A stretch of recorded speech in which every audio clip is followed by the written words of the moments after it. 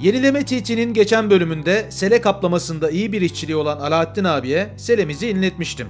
Fakat baklava dilimli sele tasarladığımız süpermotoya klasik olduğu için Özkan beğenmemişti ve bana yeniden kaplatma yolu görünmüştü. Ben yine kaplama aksesuar peşinde koştururken Özkan ise motoru tamamen parçalarına ayırmış, önce yamuk olan depoyu düzelttirmiş, sonrasında motorun sübap ayarlarını ve debriyaj balatasını kontrol etmişti.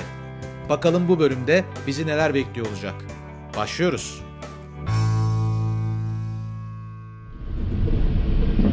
Trafiğe de girdik. Çok da güzel oldu. Harika oldu, şahane oldu. Selam.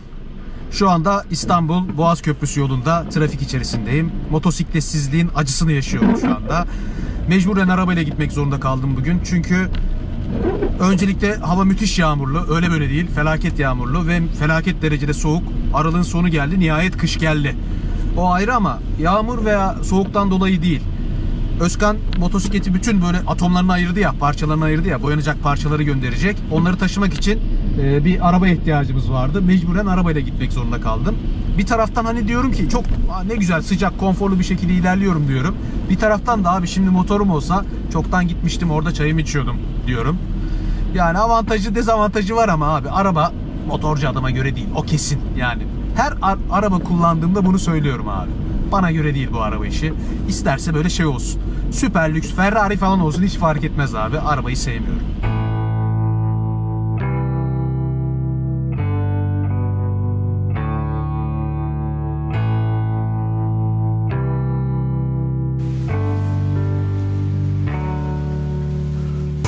Özkan!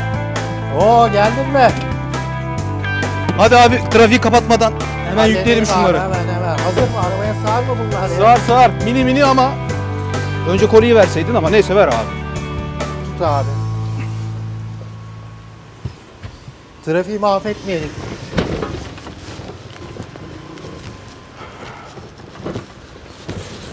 Şöyle Şu koltuğun üstüne atalım. Evet. bir saniye. Evet, bu vallahi sığdı. Tamam.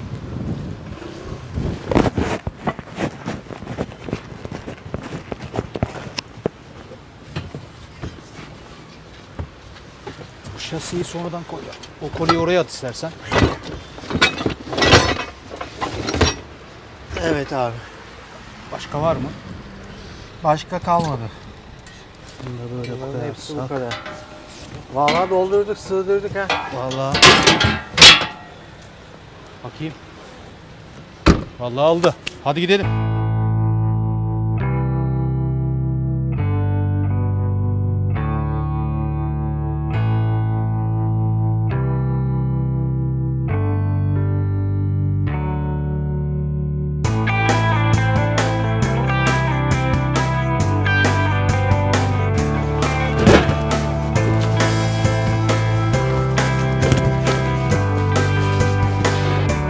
Sen düşünüyorsun. Aynen öyle. Abi ben sana parçaları teslim ettim. Tamam, ben daha yapacak işlerim var. Gideyim amasörleri falan halledeyim.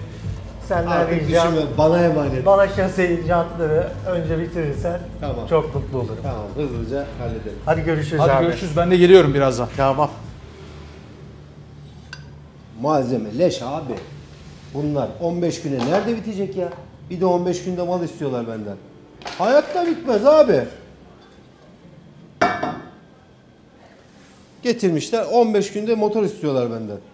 Nerede bitecek bunlar? Nasıl bitecek? Olmaz abi. Yapamayız. Boyanacak malzemeleri sonunda Yasin Usta'ya gönderdik. Ben de o arada zaman kaybetmemek için ön ve arka amasörlerin bakımlarını yapacağım. Arka amasörle başlayacağım. Selçuk bana böyle bir yay getirdi. Ankaralı bir firma yapmış bu yayı. Daha önce de kullanılmış CRF'lerde. Oldukça verim almışlar. Motoru süper moto yapacağımız için arka amasörün salınımı yüksek olduğundan yol tutuşunda biraz problemler yaratacaktı. Böyle sert bir amasör sayesinde süper motoya uygun güzel bir süspansiyonumuz olacak. Amasörü ayırabilmemiz için yan taraflardan straplarla yayı biraz sıkıştırmamız gerekecek. Çünkü arada bir cıva somunu var. O somunu sökmemiz lazım ki yayı ayırabilelim. Bunun için satılan hazır ürünler de var. Yayı sıkıştıran. Biz elimizdeki imkanlarla bunu yapıyoruz.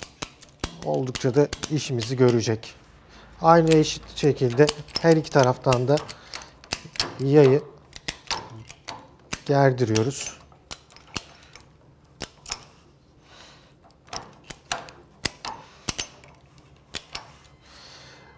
Somonumuz gözüktü. Şöyle bir tornavida yardımıyla. Buralar Loctite'de olduğu için biraz zorlanıyor. Biraz gevşedikten sonra hareket alanı rahatlıyor. İlk parçamızı çıkardık. Bunu yaparken dikkatli olmak lazım. Çünkü yayın kurtulması tehlike arz ediyor. Bu şekilde yayı kenara alıyoruz. Milli bir kontrol edeceğim. Keçesinde herhangi bir yağ kaçağı vesaire bir şey yok. Zaten istediğimiz şey tamamen yaylanması ile ilgili sıkıntısıydı. Bir temizliğini yapacağım. Sonrasında yeni yayı montajını yapacağız. Tekrar straplarla yayı küçülttük. Kanallarının yerine oturtturduk ve boyunu ayarlamaya bakacağız. Parçalarını takıyoruz. Bu yay eskisinden biraz gergin olduğu için bunu biraz daha sıkıştırmamız gerekecek. Onun için mengeneyi alalım.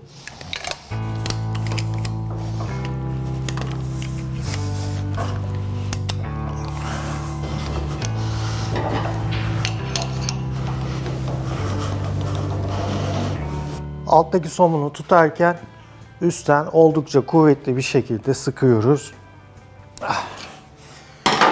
Takarken yuvalarına, yayın iyice oturduğuna dikkat edip dikkatli bir şekilde şimdi bunu tekrar merkezine atalım. Wow. Fazla yüzüme patlayacak zannettim. Sonra yayımızı straplardan kurtarıp kontrollerini yapıp hazır hale geldi mi bakacağız. Yeni yayımız, eski yayımız. Aralarında ciddi anlamda kalınlık farkı var. Bu daha sert. Salınım yapmayacak. Yaptığımız işlem eskisini söküp yenisini yerine takmak oldu ve temizlemek oldu. Bu ne sevgi, bu ne ızdırap, nasibim oldu, bir yudum şarap. Ne yaptın? Vallahi zımparalıyorum işte. Abi bak şuralara falan dikkat et. Buralar görünen yerler. Güzelce çıkması lazım. Tamam mı? Bu şurada geçişler var ya. Evet. Bu geçişleri sıfırlıyorsun önce. Evet. Ondan sonraki aşamada su zımparası atacağız. Onları iyice sıfırlayacağız. Sonra macun tesviye işlerine gireceğiz. Tamam usta. Tamam. Hadi eline sağlık. Bir an önce bitir. 15 güne teslim edeceğiz. Adamlar kapıda bekliyor. Tamam usta. Eğer boyacınızla pazarlık edip fiyatı yarı yarıya indirirseniz haliniz bu olur. Adam yetişirsin diye 15 güne mecbur elimize zımparayı verdi. Çırağı gibi çalıştırıyor bizi. Nasibim olsun bir yudum şarap.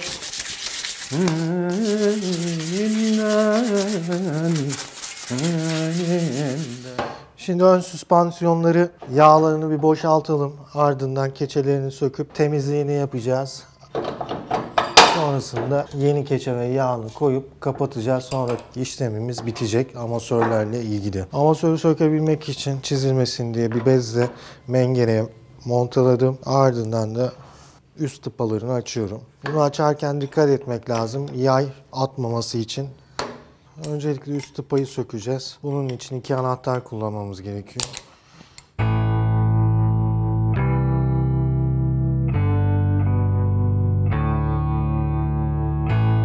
Yağ rahat çalışmasını sağlıyor ve sönümlemesini sağlıyor. Kullanılan yağın özelliği amasörler için özel üretilmiş yağlar var. Eskiden biz 10 numara yağ kullanırdık. Artık bu teknoloji de değişti. Bunlar için sentetik özel yağlar var. Onları kullanıyoruz. Ortalama 2 yılda bir ön amasör yağlarının değişmesi gerekiyor. Mümkünse keçenin de yağ ile birlikte değiştirilsin. Çünkü keçeler zamanla sertleşme yapıyor. Kir, çamur gibi parçalar biriktiriyor ve bozuluyor. Ön amasörlerin genelde patlamasının nedeni keçenin yağ kaçırıyor olmasıdır. Dışarıdan taş gibi bir parça gelip bunu ezdiğinde, keçe ilerlediğinde o keçe ezilen bölgeden aşağıya doğru yağ kaçırabiliyor.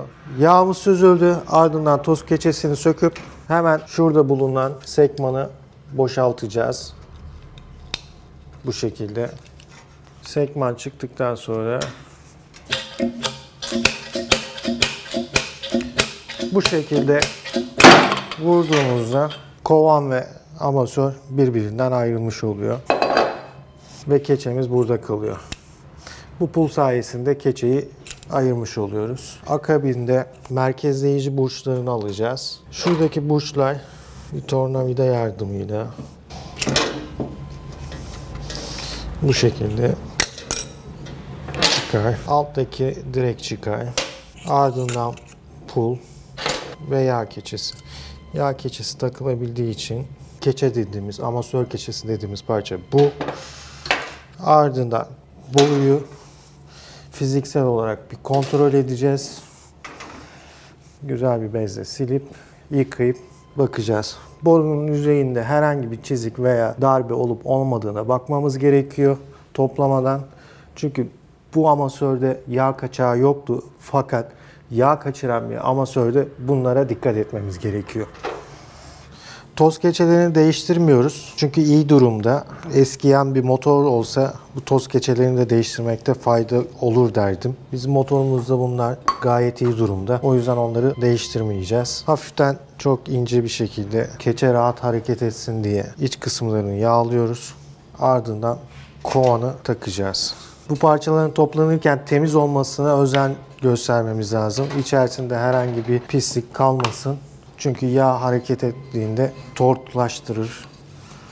Şimdi temizliğimizi yaptık. Montaja başlayabiliriz. Montajı yaparken ilk önce toz keçesini takacağız. Ve en aşağı indireceğiz. Ardından sekmanını indireceğiz. Ve yeni keçemizi takacağız. Keçenin yönüne dikkat etmek gerekiyor. Yaylı kısım İçeriye bakacak, yaysız olan kısım aşağıya bakacak şekilde konumlandırıp dikkatli bir şekilde yerine oturtacağız. Keçenin yayı yerinden çıkmasın diye ufak bir tornavida yardımıyla oturtturup yerine geçireceğiz. Ve şimdi sırada pulumuz, büyük burç, son olarak da sekmanımız var. Takarken merkezlememiz önemli. Önce burcu yerine oturtturmamız gerekiyor. Çünkü bunun bir kanalı var. Ardından da pulu yerine oturtturacağız.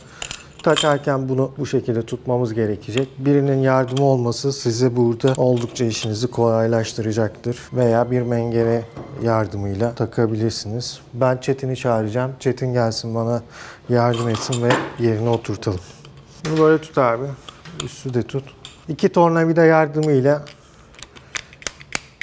şöyle hafiften tıklayarak yerine oturtun. Kolayca yerine oturması gerekiyor. Ardından yağ keçesini. Yağ keçesi kaysın diye çok hafif kenarlarına yağ sürebilirsiniz.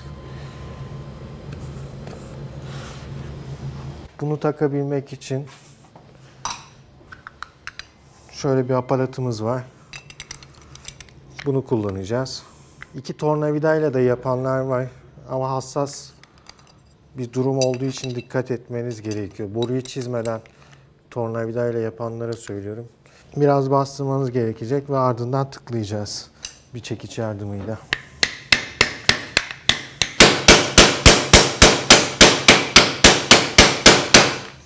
Çevirelim.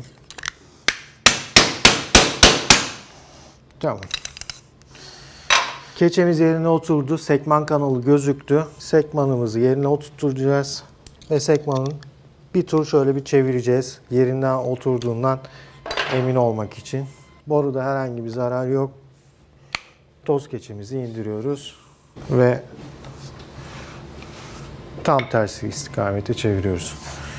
Hemen Çetin buradayken üst kapağımızı takalım. kontra somununu sıkalım. Yağımızı koyuyoruz. Azar azar, yavaş yavaş. Çünkü bunlar hava yapabiliyor. Birden koyarsak taşırmamak için dikkatli bir şekilde yağımızı tamamlayacağız. Bana serbest bırak. Bu işlemi yaparken birkaç kez yukarı aşağı yapıp yağın iyicene yayılmasını sağlayalım.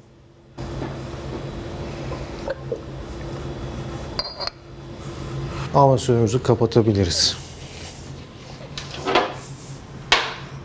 Lokmalar iz yapmasın diye bir bez koyuyoruz arasına.